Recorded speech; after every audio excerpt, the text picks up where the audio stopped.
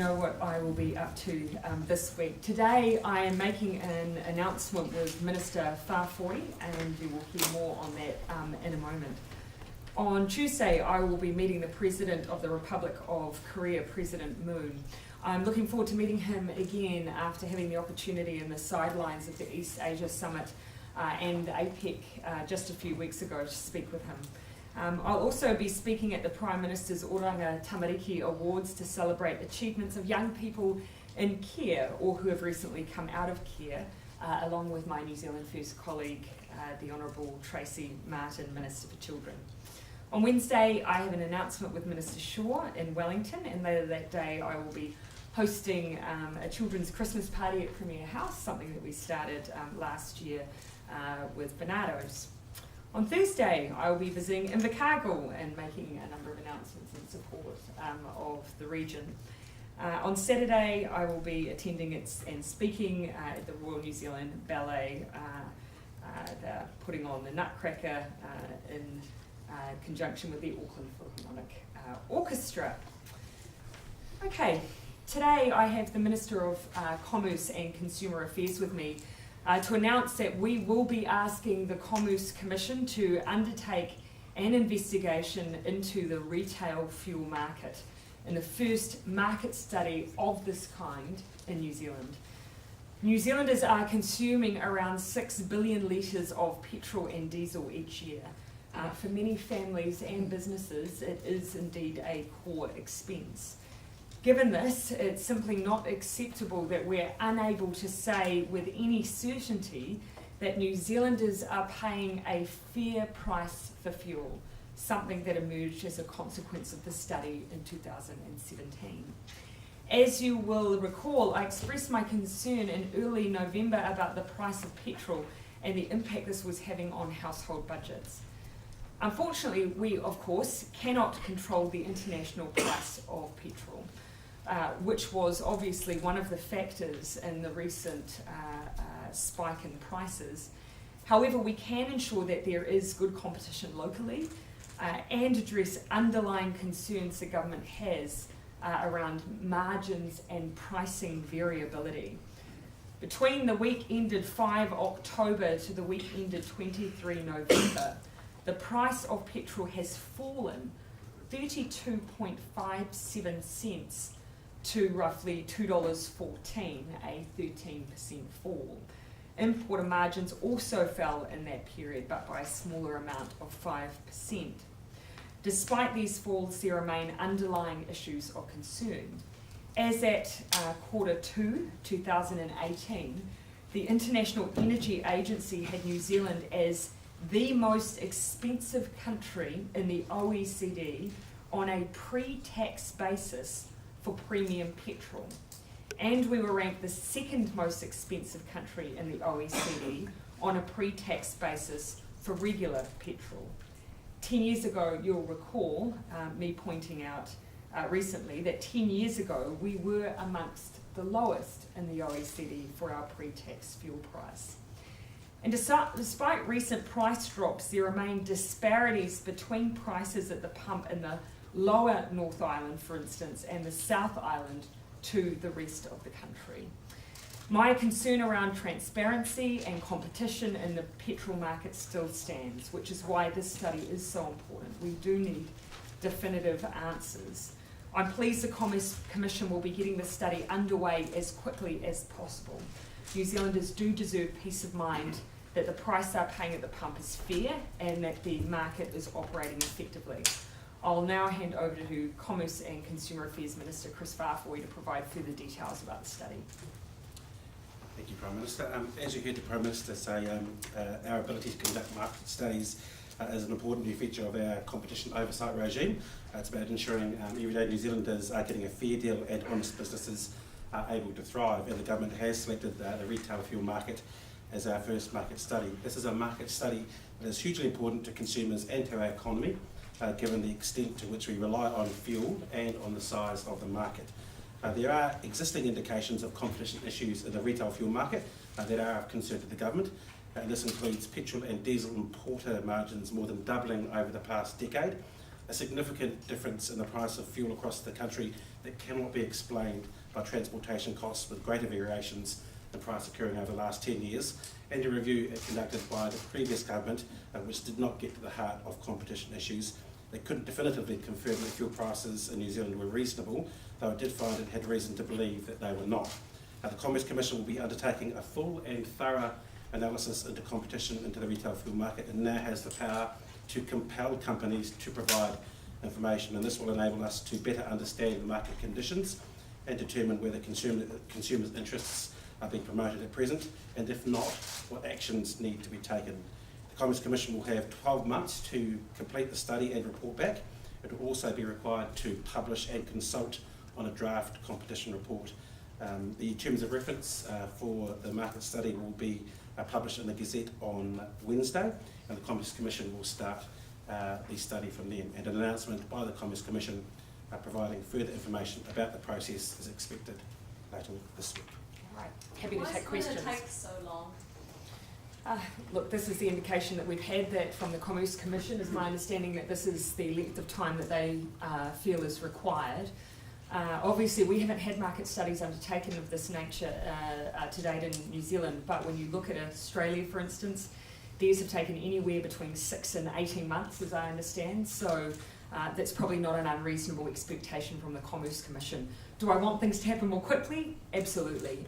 What I've asked relevant ministers to do is to be prepared for any recommendations that might be made by the Commerce Commission. There is a suggestion that a draft report may, for instance, be available potentially within 9 months, but I want to make sure that we are ready to roll when the Commerce Commission makes its recommendations known. So what do you potentially act on the draft?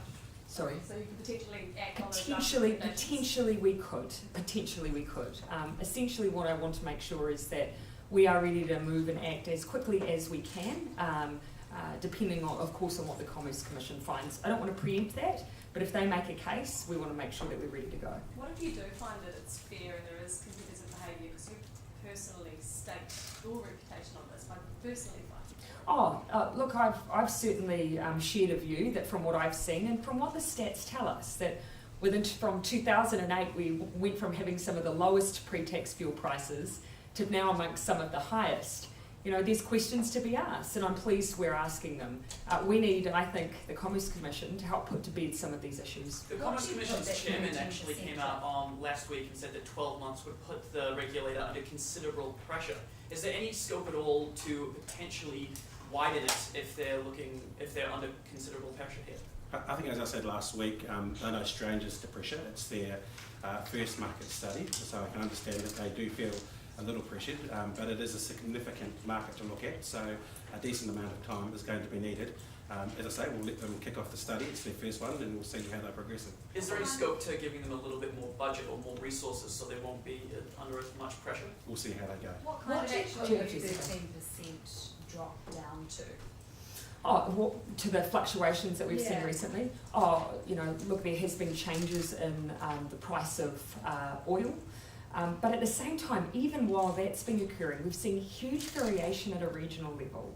And I think that rightly has led questions to be asked. Even in 2017, when some initial work was done, the finding was that they couldn't give assurances that New Zealanders were paying a fair price. And so that's what we need to put to bed. So do you think your attention on this has shifted that in any way?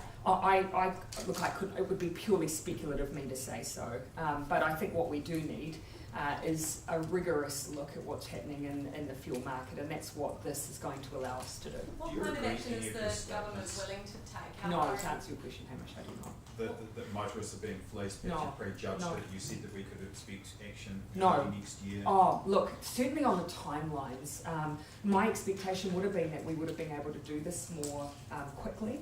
I have to take heed of the advice that we're receiving from the Commerce Commission on that. They want to do it properly, and I have to let them do their job. What I have asked is that ministers do as much work as they can to be prepared for the findings of the Commerce Commission in the intervening period. So certainly I would have liked to have this to have happened more quickly. What kind of action are you willing to take? What could that intervention look like? How far is the government willing to go? What we have to be prepared for are potentially, I think, probably around competition issues, but we need to let the Commerce Commission do its job as well. The 2017 study found that in 2008, margins might have been unacceptably tight, and retail fuel companies might have been underinvesting in infrastructure at that time. Is there a concern that if we sort of look at 2008 as a target here, that we might get into the situation again where they are underinvesting in essential infrastructure to the point where it could potentially become unsafe? No, I don't think it's a matter of us or the Commerce Commission looking at targets.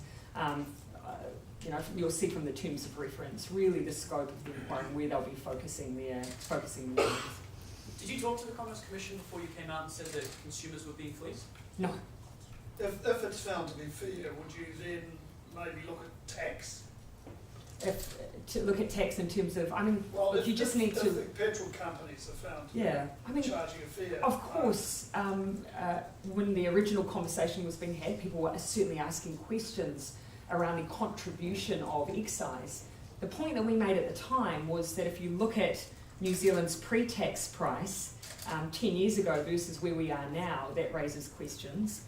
Equally, our total tax on fuel is still the 6th lowest in the OECD, and you've seen huge variation now in the price since we were having that conversation some months ago and what people have seen now, and that's after we've obviously had the regional fuel tax and excise come in. I still think there are questions to be answered, and we're not going to step away from that, regardless of what's happened with the price since. When you say you're getting ministers to do work in preparation, is that based on the assumption that the oil companies are fleecing consumers? That's based on some of the issues that have been raised around, the variation and regional variation that you see. Some have already claimed that there's issues around access issues. And so MB has acknowledged that might be an area where work could be done.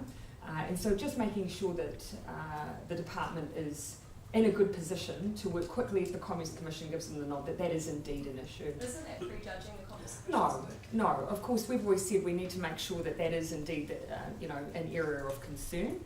What I don't want is us to have a report in 12 months' time and then be in a position where it takes us another 12 months to undertake work. So we won't get ahead of ourselves, but I do want us to be ready. Looking at the regional prices, it seems as though the oil companies are trying to equalise the Auckland fuel tax. Is that fair? I actually wouldn't argue that to be the case. I've seen significant variation in pricing. In some cases, there would have been periods of time where Wellington, for instance, was paying a higher price than Auckland was, even with the regional fuel tax. So I think that regional variation is one of the issues that has prompted us to seek this work to be done. If you wanted to give people across the board relief, you could just put a freeze on the next 2 excise tax increases under your government. Why not freeze that tax? Again, when you look at what we've seen in recent times, we've seen huge variation, a decrease recently coming off a high point. What I want to ensure is that simply because we've seen that decrease now, we don't take our foot off the accelerator when it comes to investigating what's happening in our fuel market.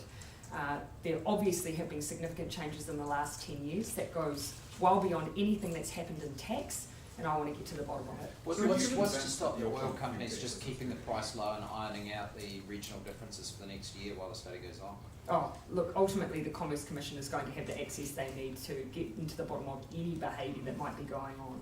Auckland fuel tax. Sorry, what was that? Are you convinced that the Auckland fuel tax isn't being spread from areas where there's significant competition to areas where there isn't? I would only be speaking from anecdote, and I'm loath to do that. But as my colleagues will know, I've become somewhat obsessive in my observation of what's happening with fuel prices around the country, and I haven't seen that consistently occurring. But look, anyone could produce probably any fuel price from anywhere that might demonstrate something different.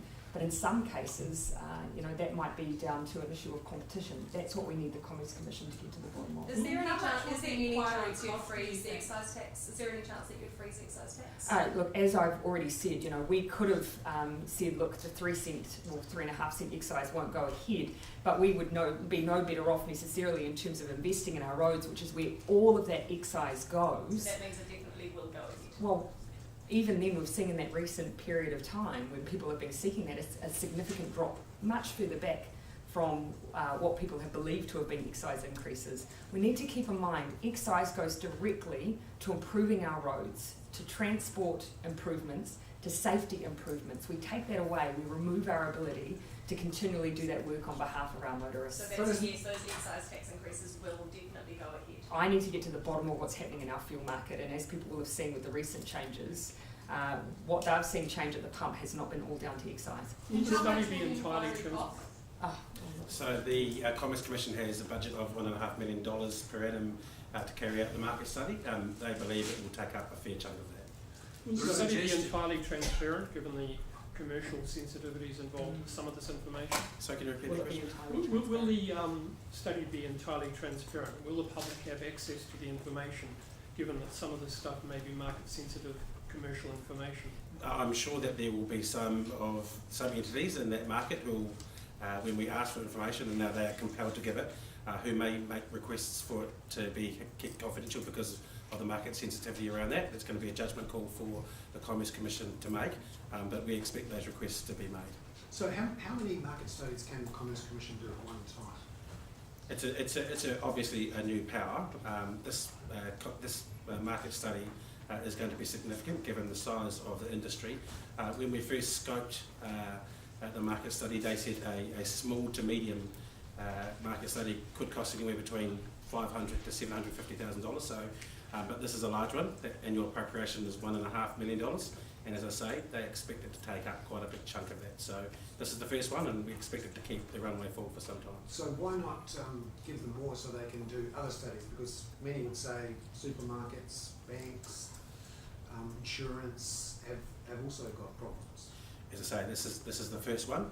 They are only just getting staff in order to fulfil this duty. I think we should let them get on with the first one. There are other areas of competition that there is concern about, but I think we should let this one get underway and see how they go.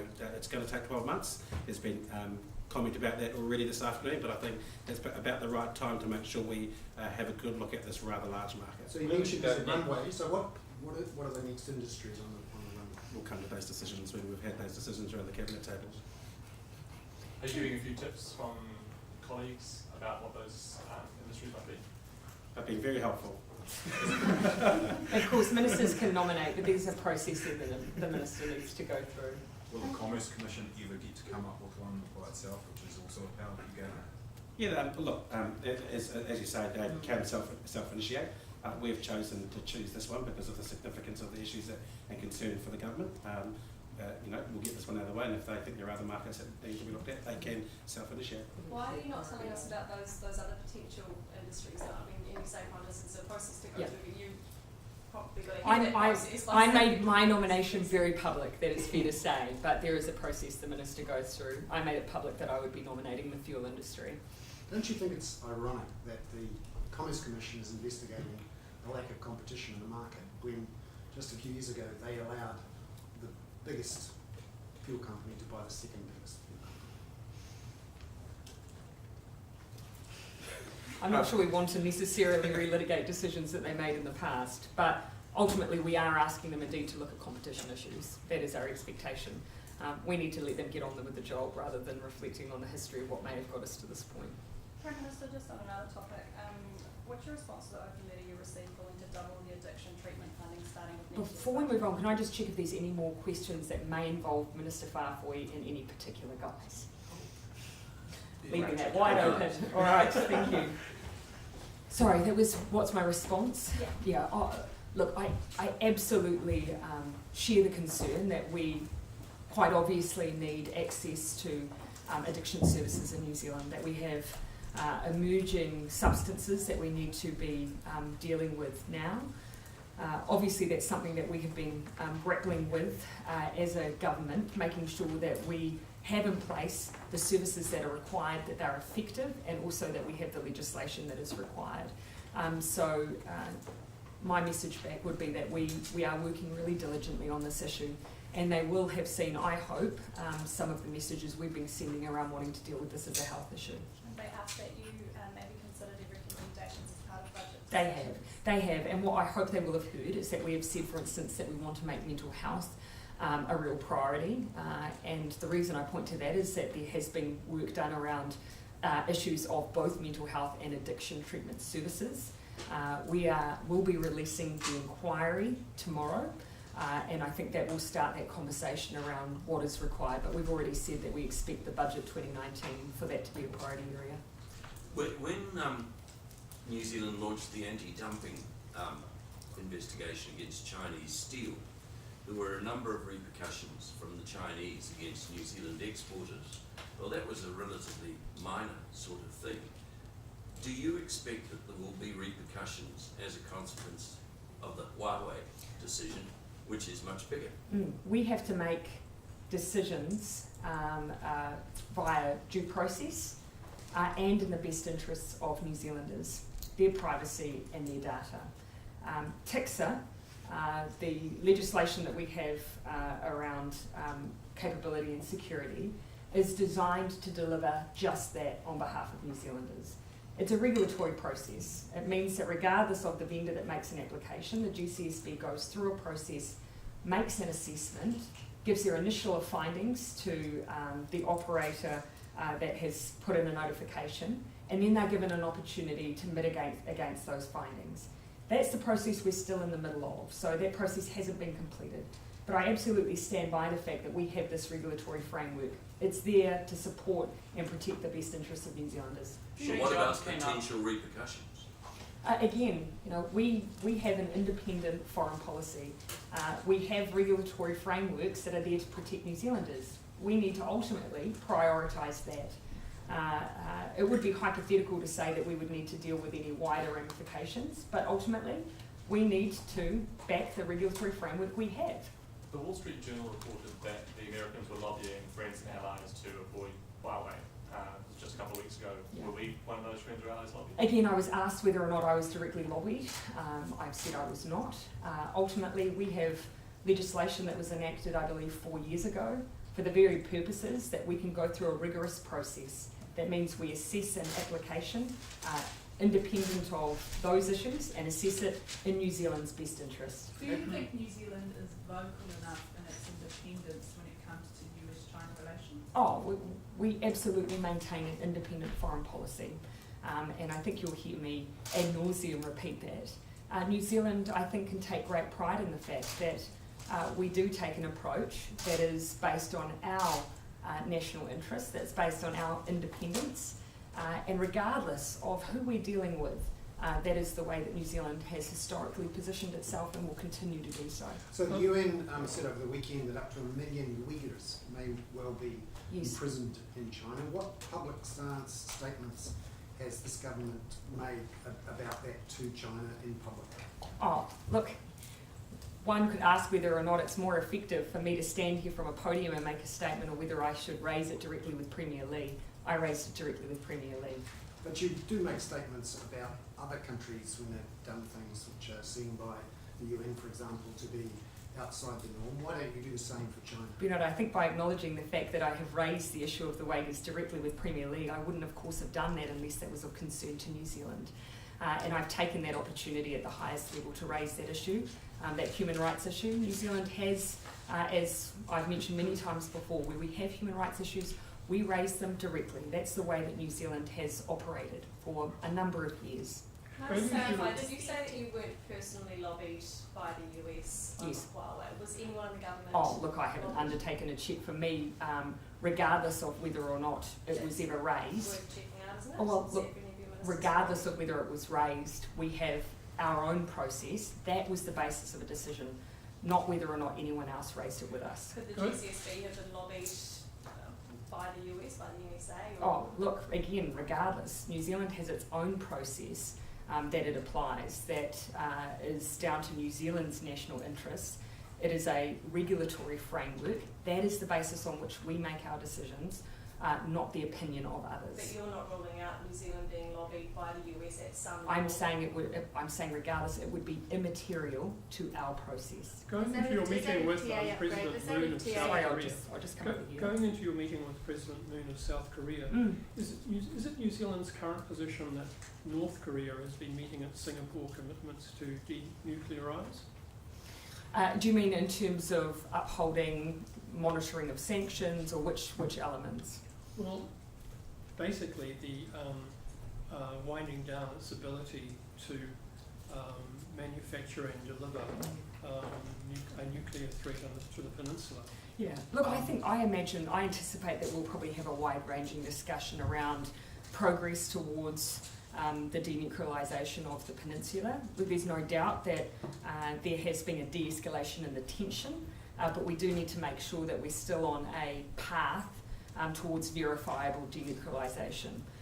There is, I think, a live debate amongst the community as to whether or not, at what level the sanctions continue to be monitored and maintained, or at what point there's an acknowledgement of some progress. So that's a discussion that's happening within the international community, but that's not a question I can answer now. So at the moment we've got an open mind about whether North Korea is moving in the direction of compliance or not. Oh, of course we need to see verifiable denuclearisation. You'll see that New Zealand has continued to support the monitoring of UN supported sanctions.